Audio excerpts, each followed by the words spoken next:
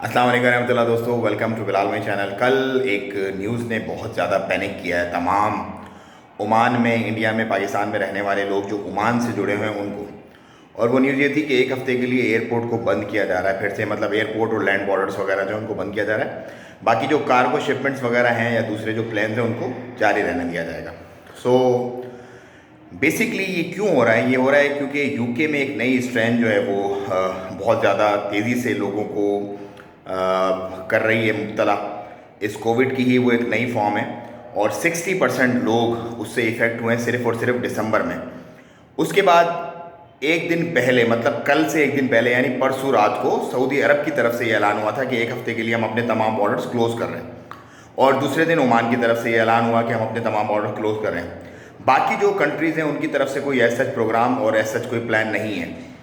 अब ओमान में रहने वाले जो लोग हैं उनके जहनों में इस वक्त बहुत सारे सवालात गर्दिश कर रहे हैं, तो मैं उन तमाम सवालात के आपको वन बाय वन जवाब देता हूँ। उम्मीद है इस वीडियो को देखने के बाद आप हद दर्जे तक रिलैक्स हो जाएंगे और पैनिक नहीं होंगे।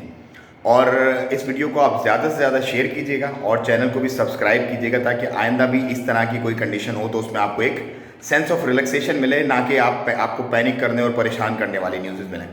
देखें, हर मुल्क अपने लोगों की बहुत केयर करता है। ये जो एक कदम उठाया गया एक हफ्ते के लिए रोकने के लिए, सिर्फ और सिर्फ एक आप कह लें कि प्रिकॉशनरी मेजर लिया गया है। इसमें ऐसा कुछ भी नहीं है जैसे पहले था। पहले जैसे 6 महीने तक एयरपोर्ट बंद रहा, उस वक्त किसी को कुछ पता ही नहीं था क्या हो रहा है, कैसे हो रहा है, क्या चल रहे मामला। दुनिया और WHO सिर्फ और सिर्फ अपनी ऑब्जर्वेशन से तमाम जो है वो कदम उठा रही थी। लेकिन अब इस वीक के स्टार्ट में अल्हम्दुलिल्लाह जो आने वाला है उसमें वैक्सीन भी ओमान को रिसीव हो जाएगी और बहुत बड़ी और बहुत ज़्यादा स्टडी हो चुकी है ऑलरेडी इस वायरस पे। लोगों ने अपने जो मयार ज़िंदगी हैं और जो जिस तरह से ज़िंदगी गुजारते हैं उनके गुजारने का तरीका जो है वो कोविड के मुतालिक अपना चेंज कर लिया है।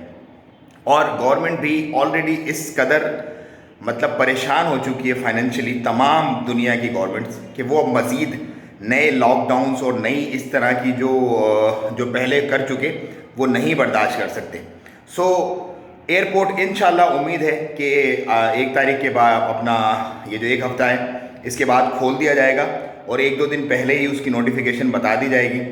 जिन लोगों की फ़्लाइट्स कैंसिल हो गई हैं वो लोग अपनी एयरलाइन से अभी रब्ता करें ताकि उनको फ्यूचर में परेशानी का सामना ना करना पड़े। टिकट क्योंकि पुराने टिकटों के पैसे ही नहीं मिले बहुत सारे लोगों को अभी तक, जो मार्च में कैंसिल हुई थी फ़्लाइट्स वो। उसके साथ ही साथ मुकम्मल दुकानों का लॉकडाउन तो सोच भी नहीं सकते इस वक्त, बिल्कुल भी नहीं सोच सकते। अगर हुआ भी तो कोई टाइमिंग वगैरह कुछ सीन किया जाएगा, लेकिन जो भी हुकूमत इस तरह कोई कदम लेगी वो एक तो हाई सेवेरिटी अपने लोगों की फलाह बहबूद के लिए लेगी, वरना मुआशी तौर पे बिल्कुल इस वक्त कोई भी पूरी दुनिया का मुल्क ये कदम नहीं उठा सकता। सो आप लोग रिलैक्स रहें, पैनिक मत हो, परेशान मत हो। इंशाल्लाह ये सिर्फ एक हफ्ते का ही होगा और इसको खोल दिया जाएगा फ़ौरन से लोगों के लिए।